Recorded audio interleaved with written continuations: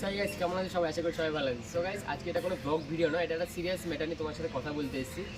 আর ম্যাটারটা হলো কি বলো তো, আমি জানি তোমরা প্রায় আমার চ্যানেলে আমার ভিডিও এখন আর দেখো না, ভিডিও আসি না, আমি ভিডিও দিতে পারি না, অনেক কারণ আছে এর পিছনে। তো সব কিছু তো বলা সম্ভব নয়। আসলে কী বলো তো, একটা কথা, বাইরেটা সবাই দেখে যে সে করছে না, সে বা কিছু সে ভিডিও ছাড়ছে না, সবাই বাইরেটা দেখতে পাচ্ছি যে আমি ভিডিও ছাড়ছি না, কিন্তু কেউ কিন্তু এটা একবারও বোঝার চেষ্টা করছে না যে আমি কেন ভিডিও ছাড়ছি না বা কেন। সেটা স্বাভাবিক, সবাই ওটাই ভাবে, বাইরেটা ভিতরটা কেউ খুঁটিয়ে দেখার চেষ্টা করে না।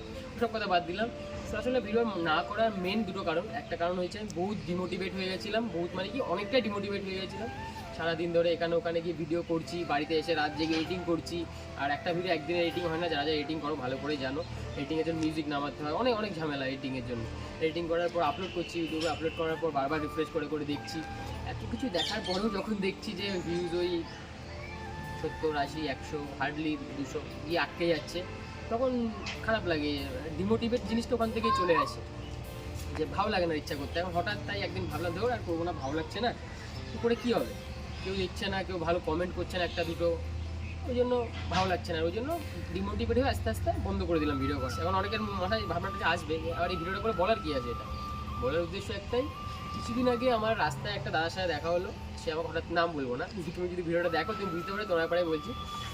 আমাকে হঠাৎ করে দাদা বললো যে ভাই কী রে, ভিডিও করা বন্ধ করে দিয়েছিস নাকি, তোর তো ভিডিও এখন আসে না। আমি বললাম হ্যাঁ দাদা, বন্ধ করে দিয়েছি, ভালো লাগে না, আমার ইচ্ছা করে না ভিডিও করতে, কেউ দেখে না। কী বলেছি কেউ দেখে না? আমরা সবাই যখন খেতে বসি ভাই তোর ভিডিও দেখি, বা কোনো বন্ধুর সাথে যখন কথা বলি দিয়ে দেখ ভাই আমার এই ভাইটা ভিডিও করে, ভাইটার ভিডিও দেখি। আমার তখন শুনে এত ভালো লাগলো যে না, শুধু একজন নয়, আমাকে আরও কয়েকজন বলেছে এরকম।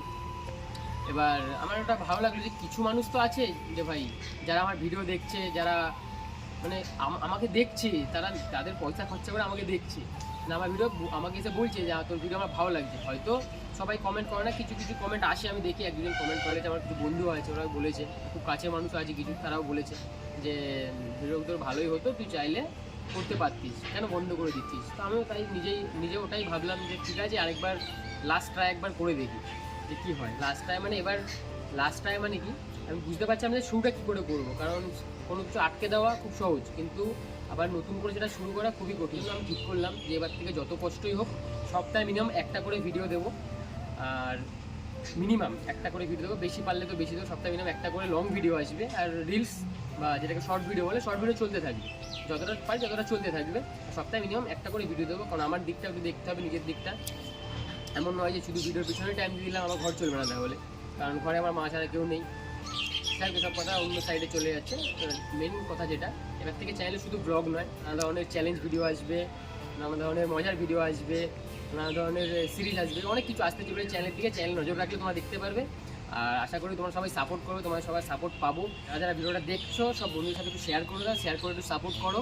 আর যারা পাশে আছো প্লিজ কমেন্ট বক্সে কি বলে দাও যে ভাই পাশে আছি, দাদা পাশে আছি, তাহলে মোটিভেশনটা একটু বাড়বে। তো চলো ভিডিওটা এখানে শেষ করছি, আর বেশি জ্ঞান দেবো না। নতুন ভিডিও খুব তাড়াতাড়ি আসতে চলে যায় চ্যানেলে নজর রাখো, ঠিক আছে? হয়তো নোটিফিকেশান এখন সবার কাছে নাও যেতে পারে, ঠিক আছে? একটু চ্যানেল নজর রাখো। এই যাই হোক, চেষ্টা করবে এবার থেকে রেগুলার ভিডিও দেওয়ার, আশা করি পাশে থাকবে। তো চলো, থ্যাংক ইউ, দেখা হচ্ছে আর নতুন ফ্রেশ ভিডিও, ততক্ষণের জন্য টাটা।